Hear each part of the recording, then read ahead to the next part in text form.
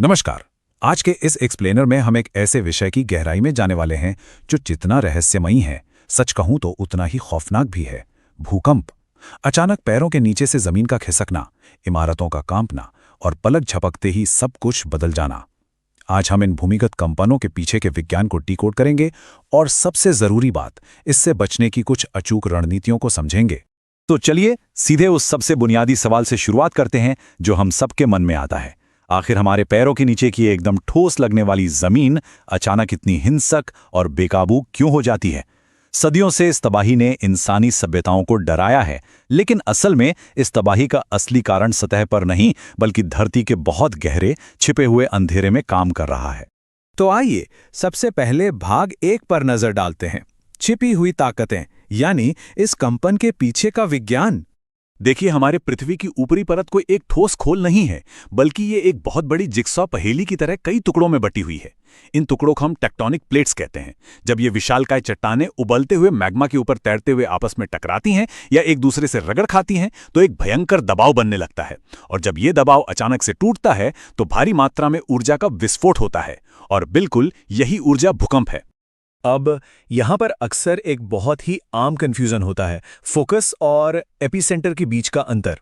इसे ऐसे समझिए, फोकस जमीन के बहुत नीचे का वो असल बिंदु है जहां चट्टानें पहली बार टूटती हैं, जबकि एपिसेंटर जमीन की सतह पर ठीक उसके ऊपर का वो पॉइंट है जहां हम और आप झटके सबसे पहले और सबसे तेज महसूस करते हैं। ऊर्जा के इस बड़े विस्फोट के बाद मुख्य रूप से दो तरह की लहरें या तरंगें निकलती हैं, पी तरंगें और एस तरंगें। पी तरंगें बिल्कुल आसमान में चमकने वाली बिजली की तरह होती हैं, बहुत तेज, जो एक शुरुआती चेतावनी लेकर सबसे पहले पहुंचती हैं। उसके बाद आती हैं एस तरंगें, जो बादलों की गरज की तरह थोड़ी धीमी जरूर होती हैं, लेकिन जमीन को बुरी तरह हिलाकर सबसे ज्यादा विनाश यही मचाती हैं। चलिए अब भाग 2 की ओर बढ़ते हैं। इस छिपे हुए खतरे को मापना और भूकंपीय शक्ति को ट्रैक करना। इन अदृश्य विनाशकारी तरंगों को पकड़ने के लिए वैज्ञानिक जिस मशीन का इस्तेमाल करते हैं उसे सिस्मोग्राफ कहते हैं। जब भी जमीन हिलती है तो ये मशीन उसे तुरंत रिकॉर्ड कर लेती है। इसके बाद रिक्टर स्केल का उपयोग करके उस झटके को एक नंबर दिया जाता है, जिससे हमें ये पता चलता है कि उस भूकंप में तबाही मचाने की असली ताकत कितनी थी। अब रिक्टर स्केल की एक बहुत ही हैरान कर देने वाली बात बताता हूं। इस स्केल पर हर एक अंक बढ़ने का मतलब है ऊर्जा का सीधा 32 गुना ज्यादा हो जाना। जी हां, 32 गुना। मतलब रिक्टर स्केल पर 6 तीव्रता का भूकंप 5 तीव्रता वाले भूकंप से 32 गुना ज्यादा ताकतवर और विनाशकारी होता है। यही वजह है कि उच्च तीव्रता वाले बड़े झटके कुछ ही सेकंड में बड़े बड़े शहरों को मलबे में बदल सकते हैं। और ये हमें ये समझने में मदद करता है कि दुनिया के कुछ हिस्से हमेशा इतने बड़े खतरे में क्यों रहते हैं। भारत का हिमालय क्षेत्र ले लीजिए या फिर जापान जैसा देश, ये इलाके पृथ्वी की सबसे कमजोर दरारों, जिन्हें फॉल्ट लाइंस कहते हैं, के ठीक ऊपर बसे हैं। यहाँ टेक्टोनिक प्लेट्स की हलचल बहुत ज्यादा होती है, जो इन्हें भूकंप के बड़े हॉटस्पॉट बना देती हैं। ये खतरा कितना वास्तविक है, इसे पर्सपेक्टिव में रखने के लिए जरा इतिहास के एक पन्ने को पलटते हैं। बात है साल 1975 की। चीन के हाइचेंग शहर में एक बहुत बड़े भूकंप का अंदेशा था, लेकिन उस महाविनाश से ठीक पहले कुछ ऐसा हुआ जिसने विज्ञान के साथ साथ प्रकृति के अपने अलार्म सिस्टम को दुनिया के सामने रख दिया। हाइचेंग में मुख्य झटके से पहले छोटे छोटे चेतावनी वाले झटके तो आए ही, लेकिन सबसे हैरान करने वाला था जानवरों का अजीब बर्ताव। सांप अपने बिलों से बाहर आ गए और कुत्ते अजीब तरह से भौंकने लगे। विज्ञान ये मानता है कि जानवर उन तेज पी तरंगों को पहले ही महसूस कर लेते हैं, जो इंसानी पकड़ से बिल्कुल बाहर होती हैं। ये सच में प्रकृति का अपना अर्ली वार्निंग सिस्टम है। खैर, अब बात करते हैं भाग 3 की, तैयारी और बचाव, और कुछ बहुत ही जरूरी कार्यवाही योग्य सुरक्षा नियम। चूंकि भूकंप की कोई सटीक भविष्यवाणी करना आज भी असंभव है, इसलिए अगर अचानक जमीन हिलने लगे तो सबसे ज्यादा काम आती है ड्रॉप, कवर और होल्ड तकनीक। तुरंत जमीन पर बैठें, अपने सिर को बचाते हुए किसी मजबूत मेज के नीचे छिपें और झटके रुकने तक उसे कसकर पकड़ लें। क्लासरूम हो या ऑफिस, चंद सेकंड की ये फुर्ती सीधे तौर पर जान बचा सकती है।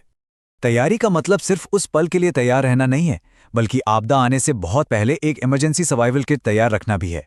इसमें फर्स्ट एड का सामान, एक अच्छी टॉर्च, बोतल बंद पानी और कुछ सूखा राशन होना चाहिए। किसी बड़ी तबाही के बाद जब बाहरी मदद पहुंचने में समय लगता है, तब यही किट सबसे बड़ी जीवन रक्षक साबित होती है। इसके साथ ही घर के भारी फर्नीचर को दीवार से सुरक्षित बांधकर रखना चाहिए। और एक बात जो हमें कभी नहीं भूलनी है, भूकंप के दौरान गलती से भी लिफ्ट का इस्तेमाल ना करें। तुरंत सीढ़ियों का इस्तेमाल करें और तेजी से खुले मैदान की ओर निकल जाएं। ये छोटी छोटी बातें बहुत बड़ी त्रासदियों को टाल सकती हैं। अब आते हैं हमारे आखिरी पड़ाव भाग 4 पर, लचीलापन, मानवता और भूकंप के बाद की रिकवरी। जमीन का हिलना रुक गया है, इसका मतलब ये बिल्कुल नहीं है कि खतरा टल गया है। असली और कभी कभी ज्यादा डराने वाली चुनौती तो झटकों के बाद शुरू होती है। हमें खतरनाक आफ्टर शॉक्स यानी बाद में आने वाले झटकों से सतर्क रहना होता है। और अगर भूकंप समुद्र के नीचे आया है तो वो अपने साथ विनाशकारी सुनामी लहरें भी ला सकता है। लेकिन इस बेकाबू ताकत के सामने हमारी आधुनिक इंजीनियरिंग एक बहुत बड़ी उम्मीद की किरण है। आज ऐसी भूकंपरोधी इमारतें और स्मार्ट सिटीज बसाई जा रही हैं जो इन झटकों का विरोध करने के बजाय उनके साथ तालमेल बिठाकर झूलने के लिए डिजाइन की गई हैं। इससे संरचनात्मक नुकसान काफी हद तक कम हो जाता है। तबाही के उन सबसे अंधेरे और मुश्किल पलों में एनडीआरएफ जैसी हमारी विशेष आपदा प्रतिक्रिया टीमें किसी मसीहा से कम नहीं होती।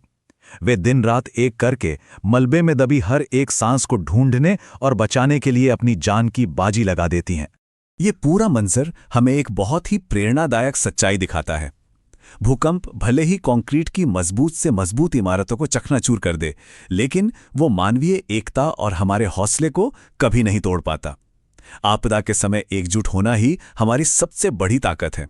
आखिरकार अवेयरनेस कैंपेन और स्कूलों में होने वाली अर्थक्वेक ड्रिल समाज को यही सिखाती हैं कि दहशत के माहौल में शांत कैसे रहा जाए। सही जानकारी और तैयारी ही हमें ये तय करने का मौका देती हैं कि हम आपदा के शिकार बनेंगे या फिर उसे मात देने वाले सर्वाइवर। तो जैसे जैसे हम मलबे से उठकर फिर से अपने शहर बसाते हैं, एक बड़ा सवाल हम सभी के सामने आता है। भविष्य में हमारी तकनीक और इनोवेशन हमें कैसे सुरक्षित रखेंगे? क्या हम कभी प्रकृति की इस अजेय शक्ति के साथ पूरी तरह सामंजस्य बिठा पाएंगे? जरा सोचिएगा इस बारे में। सुरक्षित रहें, सतर्क रहें